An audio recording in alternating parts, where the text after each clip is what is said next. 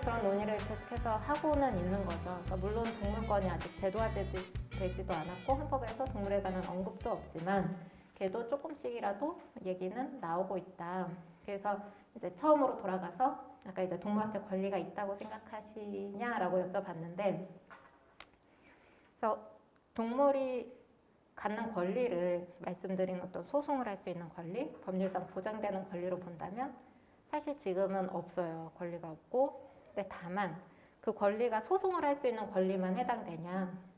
예를 들면 천부인권설 이런 거 생각해 보시면 될 것 같아요. 권리라는 게 반드시 어떤 법적인 것을 할 수 있는 권리가 아니라 먹고 살 수 있는 거, 내가 고통받지 않을 수 있는 거, 이유 없이 죽임을 당하지 않을 수 있는 거, 이런 것도 사실 이거는 법이나 제도를 떠나서 혹은 사회를 떠나서 어떤 생명이 갖는 근본적인 존재 이유잖아요.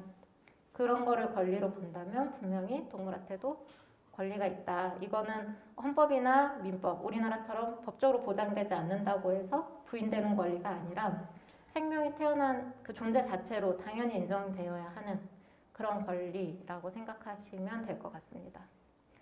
결국에는 동물권을 인정해야 된다라는 말씀을 드리고 싶은 거고, 그럼 그 동물권 구체적 내용은 뭐냐? 일단 동물 권리에 대한 세계적 선언이 있어요. 78년에 유네스코에서 선포를 했는데, 그리고 지금 10월 15일이 매년 10월 15일이 세계 동물권 선언의 날 이렇게 해서 시행이 되고 있습니다.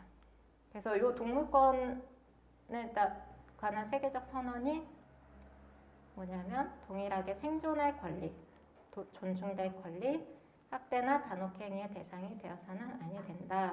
이런 내용을 가지고 있어요. 근데 그 학대에 대해서 좀 생각해 보고 싶은데 많이 나오잖아요. 뭐 고양이를 최근에 N번방처럼 텔레그램에서 고어방이라고 해서 고양이 학대하는 방이 있어요. 그거 혹시 아시나요? 굉장히 잔인해요. 이제 그 주동자, 주범이랑 그 방에 참여해서 이제 뭐 어떻게 학대해달라 이렇게 했던 사람들이 방조로 이제 같이 기소가 됐는데, 그것도 뭐 개도 학대하는 경우 굉장히 많고, 그러니까 우리 눈에 항상 이슈되고 보이는 학대 사건들이 있잖아요. 그 대부분 반려동물이에요. 그러니까 대표적으로 개랑 고양이예요. 개랑 고양이 학대. 그러니까 그러면 모든 동물 되게 많다. 말씀하신 것처럼 물고기도 있고. 어느 동물에 대해서 학대가 제일 많을 것 같으세요? 개예요? 고양이요? 제일 많이 보이죠. 개, 고양이 학대 사건. 진짜 많아요. 진짜 많은 건 맞는데 그 과연 수적으로 많을까라고 생각을 해보면 제 개인적으로는 가장 학대의 80%는 농장에서 일어난다고 생각해요. 농장이라는 거는 뭐냐면 이제 축산을 위해서 동물을 키우는 분들. 물론 여기서 뭐 제가 뭐 육식에 대한 어떤 뭐 가치관이나 이런 거를 말씀드리고 싶은 건 아니고, 일단 그 축산이라는 자체가 산업화가 됐잖아요. 분명히. 그리고 분명히 이윤을 위해서 공장식 축산을 하고 있어요. 이거는 어떤 뭐 예전부터 뭐 유속 있게 육식을 해왔고 뭐 이런 거랑 전혀 다른 문제로 산업화되면서 계속해서 동물 어떤 이윤의 대상은 학대하는 방식으로 발전을 하고 있어요. 그래서 1년에 죽음을 당하는 동물이 10억 마리예요. 근데 그 10억 마리가 태어나서 도축될 때까지 일어나는 전 과정이 사실 학대거든요.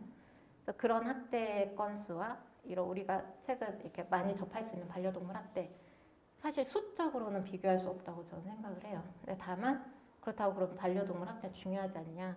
제일 중요하다고 또 생각을 합니다. 근데 어쨌든 수적으로 굉장히 농장에서 많은 학대가 발생하기 때문에 사실 그 동물권과 동물복제라는 얘기는 우리가 항상 접하는 반려동물에서 처음 나온 게 아니라 농장동물에서 처음 나오기 시작을 했어요. 사실 어떤 동물복제에 관심 있는 나라에서는. 그래서 이런 그 아까 보여드린 이런 어떤 동물권의 구체적 내용이나 이런 부분들도 사실은 농장동물복지위원회에서 이제 이야기가 나왔던 부분들입니다. 그래서 여기서 이제 동물보건기구 지도 원칙을 정하고 있는데 이 지도 원칙 그대로를 우리나라 동물보호법 3조에서 적고 있어요. 사실 뭐 베껴 왔겠죠. 그래서 그 내용이 뭐냐면 동물이 본래 습성을 유지하면서 살아갈 자유, 갈증, 배고픔, 영양, 결핍으로부터의 자유, 통증, 부상, 질병으로부터의 자유, 또 이제 정상적 행동을 표현하고 불편함을 겪지 않을 자유, 두려움, 고통으로부터의 자유, 이렇게 동물의 5대 자유를 이제 기술하고 있습니다. 이게 우리나라에서 이제 법률화된 동물권 혹은 동물 보호의 구체적인 내용이라고 보시면 될 것 같아요. 사실 이렇게 써놨지만 굉장히 뭐랄까 공허해요. 저는 이런 말씀 드리면서 사실 입법행정사법이 과연 우리 주변에 있는 동물권에 얼마나 영향을 미치느냐, 사실 미쳐야 될 거를 막는 부분들이 또 더 많거든요. 근데 그래도 어쨌든 제도적으로 보장할 수 있다면 입법에서는 뭐 법령 규정, 제일 기본적인 거죠. 왜냐하면 법령 규정이라는 거는 결국에는 뭐 표를 반영하는 거니까, 표시를 반영하는 거니까. 그리고 뭐 어느 나라는 어떤 법이 있다, 이게 사실 동물복지 수준을 가장 이제 바라볼 수 있는 그런, 물론 이거랑 실질적인 동물복지랑 항상 일치하는 건 아니지만 1차 척도이기 때문에 입법적으로 이제 실현할 수도 있고, 두 번째로 이제 그거를 시행하는 행정이죠. 법령에서 정해진 의무 권한을 구체화하고 어떤 지역 특성에 맞는 조례들을 정해서 실제 예산을 이제 집행을 하고 그런 것들을 하는 거고. 그러니까 사법은 사실 굉장히 말하자면 뒤치다꺼리를 하는 분야인데, 입법행정에서 이렇게 했을 때 뭐 행정에서 뭘 했다, 개발사업을 허가를 해줬다, 이게 구체적으로 타당하냐라는 거에 대한 어떤 사법적인 판단, 혹은 법에서 정한 금지되는 학대 행위를 했을 때 그거에 대한 처벌, 뭐 조금 진취적으로 할 수 있는 건 이거 같아요. 위헌 여부의 판단. 법률에서 정한 게 과연 동물권을 제대로 보장하는 거냐, 뭐 이런 것들을 해서 뭐 이런 뭐 이 세 박자가 잘 맞아야 동물권이 잘 이제 실현이 될 건데, 사실 세 박자가 다 안 맞는 것 같아요. 그러니까 예를 들면 입법 같은 경우에도 보통은 입법이 어떤 이제 좀 연구가 잘 되고 좀 의식 있는 사람들이 국회를 간다면 좀 더 우리나라보다 나은 현실을 가진 나라의 뭐 입법 예들을 좀 가져와서 미리 정해놓으면 그거에 따라서 사실 행정 시스템 움직일 수밖에 없거든요. 그리고 그거에 따라서 사실 사람들의 인식이 굉장히 많이 바뀌어요. 뭐 법률에서 이거를 중한죄로 규정했는지 뭐 그거에 따라서 굉장히 달라지잖아요. 사람들이 이건 중죄고 이거는 뭐 나쁜 짓이고 뭐 이런 생각을 하게 되는데, 근데 유독 동물 관련해서는 입법이 시민의식을 못 따라간다고 저는 생각을 해요. 그러니까 제가 어쨌든 이쪽 분야를 봐온 지가 뭐 길어야 13, 14년 정도인데 굉장히 짧은 시간이지만 그때랑 지금이랑은 굉장히 다르거든요. 이제 동물에 대해서 사람들이 느끼는 감정이나 어떤 문제의식이나 특히나 동물 학대에 대한 어떤 사람들의 의식이나 이런 거는 정말 많이 앞서가고 바뀌었어요. 근데 사실 법률도 그렇고 행정도 그렇고 사법도 그렇고 잘 못 따라오고 있어요. 그러니까 오히려 이게 입법행정사법이 시민의식을 선도하는 게 아니라 시민의식이 이미 저 앞에 나가 있는데 입법행정사법 제대로 안 돼서 맨날 욕을 먹는 그런 상황인 것 같아요. 근데 제가 사실 뭐 변호사기 때문에 사법적인 어떤 부분들을 대응하는 경우가 많긴 하지만 그걸 많이 하다 보니까 어떤 구체적인 실현에 있어서 제일 중요한 거는 행정인 것 같아요. 사실. 그러니까 물론 입법 중요한데 입법은 너무나 어떤 변수가 많고 내가 입법하고 싶다고 해서 내가 국회의원이 된다고 해서 바로 그 입법 발의할 수 있고 이런 게 아니잖아요. 법령이 어찌됐든 뭔가 이걸 구체화할 수 있는 역할로서는 국가자치단체, 정부와 지자체의 역할이 굉장히 중요하다. 첫 번째 이유는 동물보호법상 동물 보호하기 위한 의무 기본 단위를 사실 지자체로 정하고 있어요. 물론 국가도 들어있는데 국가는 사실 5년마다 종합계획 이런 걸로 방향 제시를 하는 정도고 그걸 가지고 지역마다 실질적으로 복지에 영향을 주는 정책을 하는 거는 지자체거든요. 근데 안타까운 거는 이제 예산적인 문제, 인력의 문제가 굉장히 많다는 거고.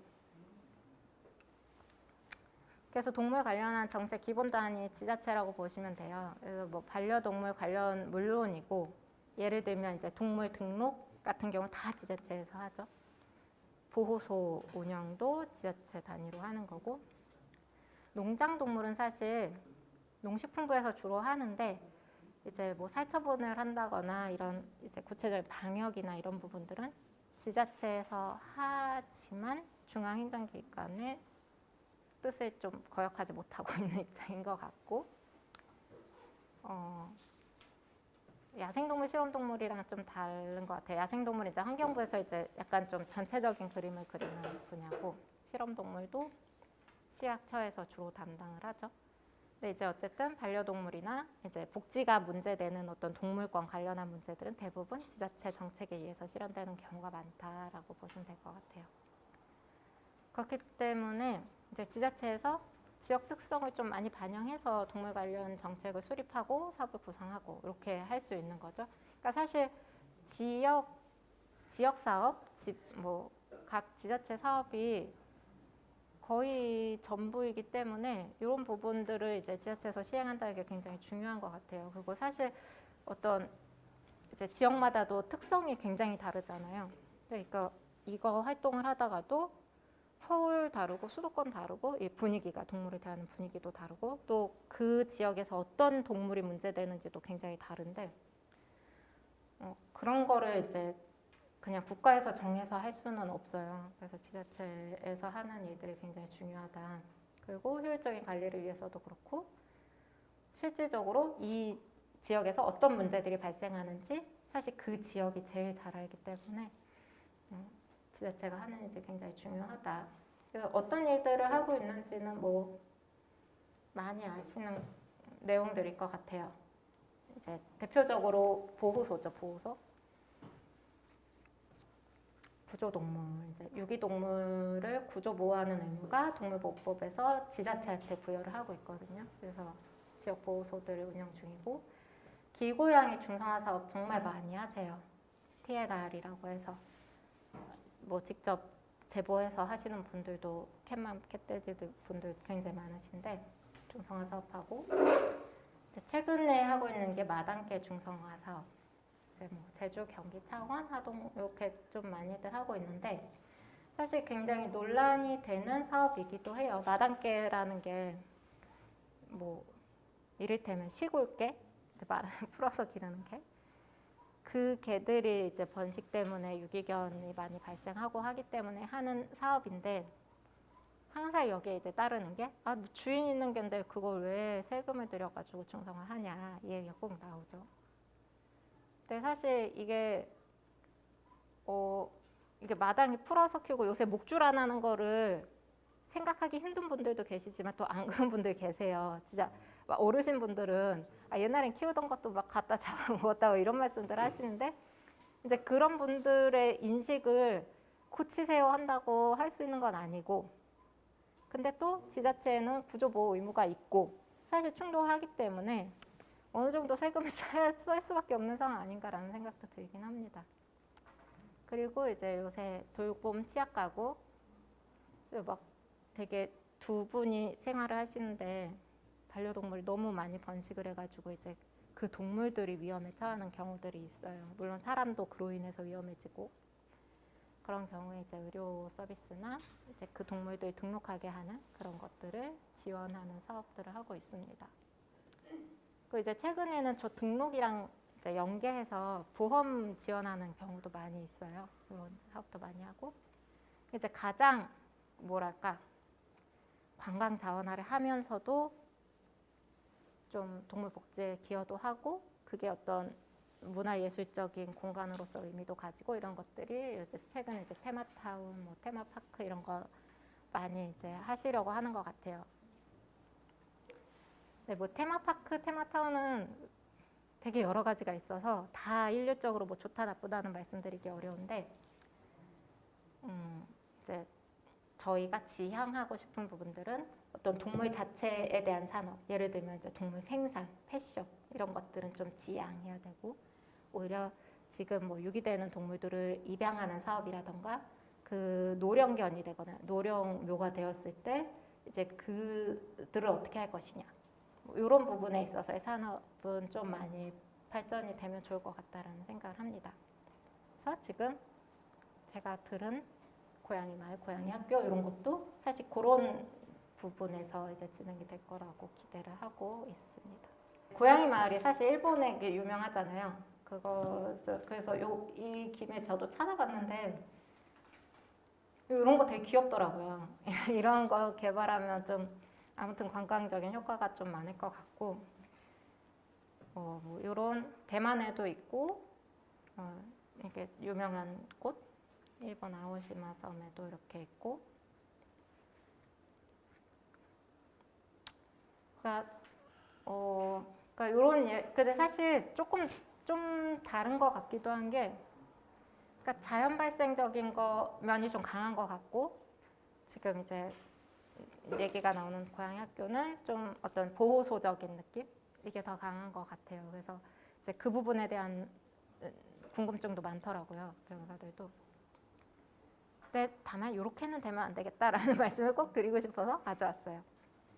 서울의 중랑구에 있는 배봉산에 이제 토끼를 몇 마리 이제 놓고 마을 주민들이 산책도 하고 등산객들도 왔다 갔다 하는 그 산 중턱에 있는데 그 토끼 사육장에 이제 처음에는 되게 예쁘게 몇 마리가 있었겠죠. 근데 토끼가 번식력이 좋다 보니까 갑자기 수백 마리 늘어난 거예요.